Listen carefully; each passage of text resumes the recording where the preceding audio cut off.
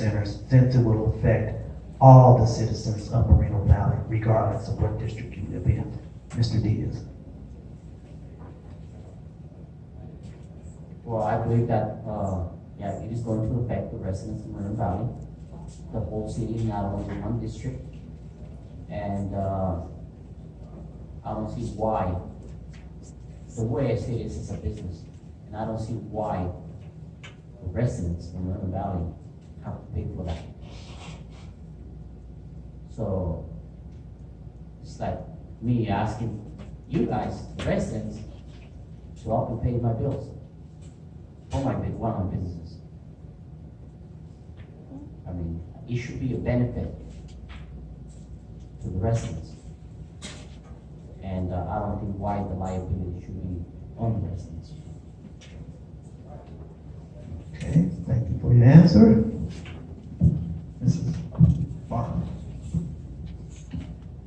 So, no, the residents should not have to balance a company that wanted to come here and wanted to build this. How did we get stuck with holding the bag for that? We're a working class community. We are not these, we don't have millions of dollars. And honestly, if we did, this wouldn't even be happening in this city. Right. They do that here because they feel like it's just Moreno Valley. Yeah. We tell them what they need to know. They don't tell us, so they're gonna balance this like they do everything else on the working class. It is unfair for us to have to pay for that. We didn't ask for that, they wanted to come here. Sometimes when you want something, you pay for it up front. Why are we paying for it up front? Why do we have to give up our, that takes money from your children, that takes money from, by the way, spending in this city, because as you make me pay for this bond, guess what, I can't spend no money in this city, so you want your tax revenue this way, and you want me to spend my money over here, but you're making me pay for something that you guys told them they can put here. I didn't ask for this. Right. You guys asked for it. So the citizens and the residents of this city should not be held accountable for that. If you want to do business in this city, make them give something up. Don't stop letting them come into this city for virtually nothing, Right. and taking over. And then at the end of it, we're left holding the bag when they leave, decide they don't want to build it or vacate it. That's not fair to us. How is that fair to any of us? So I don't agree with that bond at all. We shouldn't have had to balance that. We shouldn't even be dealing with that bond at all. That should have been on the table when they got here. What are we really getting for the price of them coming here? And that's the question that residents need to start asking when they're putting these things in front of us. What are we really getting for this? Not this fictitious number of jobs. What are we really getting? Okay, thank you for your answer. This next question, it's addressed to both of you, but I'll just shorten it basically. What is your position on raising property taxes to deal with any shortages that the city budget might have? Mr. Diaz. I am so totally against it. As a realtor, as a property owner, as an investor, I don't want my property taxes to go any higher. So we actually need to figure something out. If the city needs more money, then we have to come up with more ideas, or some ideas how to bring more revenue to the city. And like I said before, a good way of bringing more revenue to the city is becoming a business-friendly city and having a safe city to live in. That's all I have to say. Thank you for your answer. Mrs. Barnard. So you can't tell. I don't believe we should raise taxes just to raise taxes.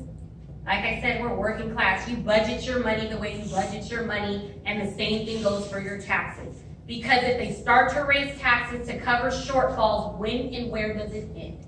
Do we raise them every chance they decide, like, you know, we're a little short here, let's raise again? You cannot balance a budget on the backs of your citizens. What happens when your citizens decide to leave?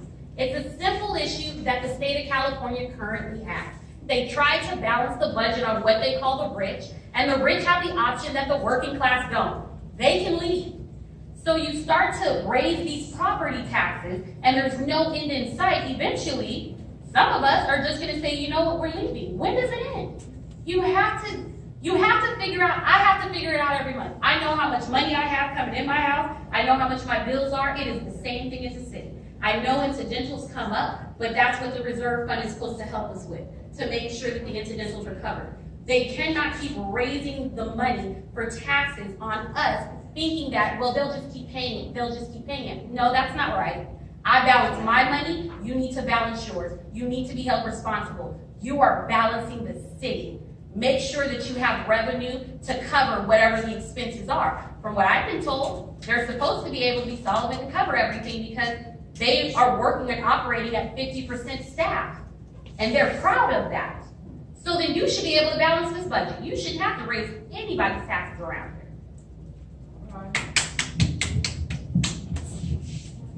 Okay, thank you for your answer, and this will be our last question from the audience because it seems like the candidates have addressed many of these issues. So we're going to have one more question, and then we're going to give our candidates 2 minutes for a closing statement, and then Dr. Fleming will close out for us.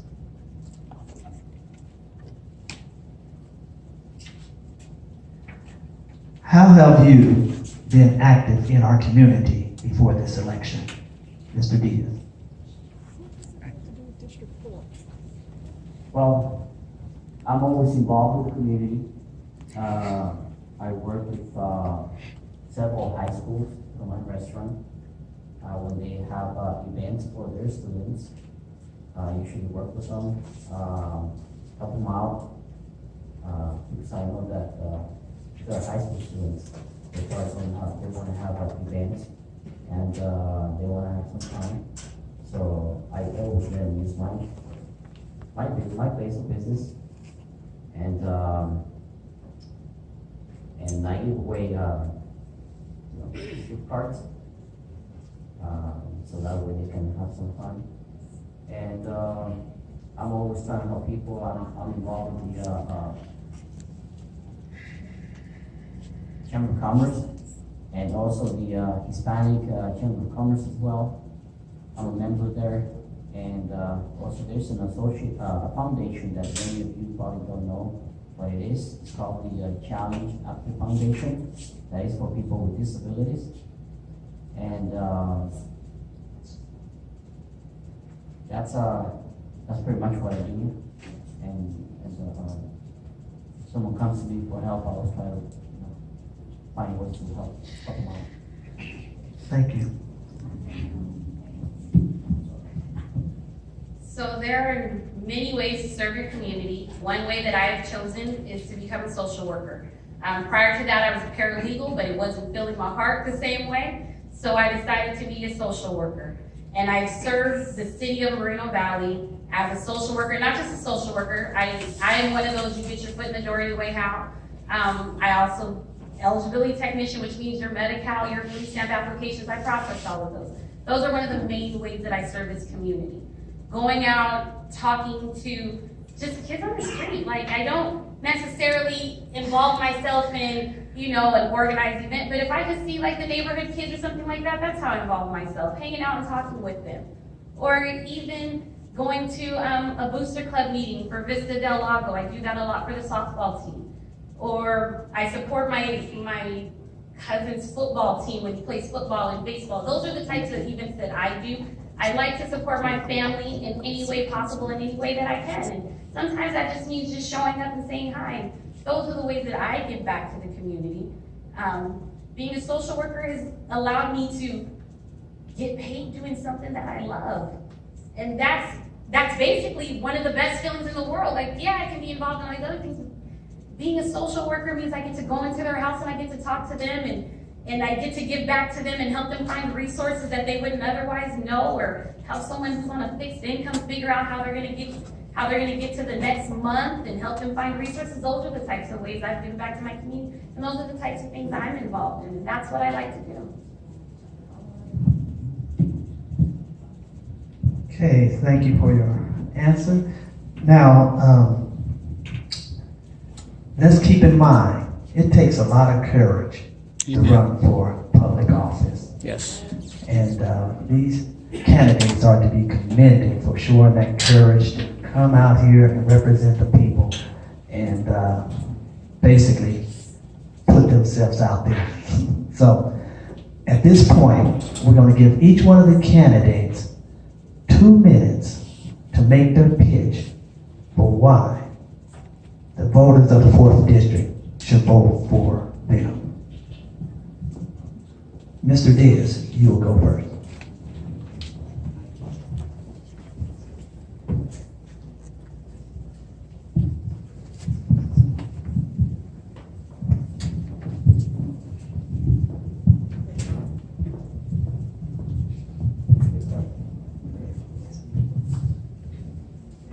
Well, first of all, I want to thank all of you guys for being here today, and Dr. Fleming for inviting me to this event, giving me the opportunity to be here and introduce myself to all of you. And let me tell you that it was a great honor being here today. And really, some of you I already know, some of you I don't know who you guys are, but if you have any questions, please feel free to ask me. I'll hang around for a little while after this is over. And I expect to count with your support this June 6th, because I stand strongly on public safety, which is one of the biggest issues here in the city. Number 2, I want high-paying jobs here. I'm a job creator. And number 3, I have a lot of experience in customer service. I've been working in the customer service field probably about 22 years. I also have some, like I said, some law enforcement experience. And as a business owner, I want the city to be business friendly. And when you become a business friendly person, you have a lot of good customer service skills, and that will attract more people to the city, businesses as well. And once again, thank you so much, and hope to see all of you here soon.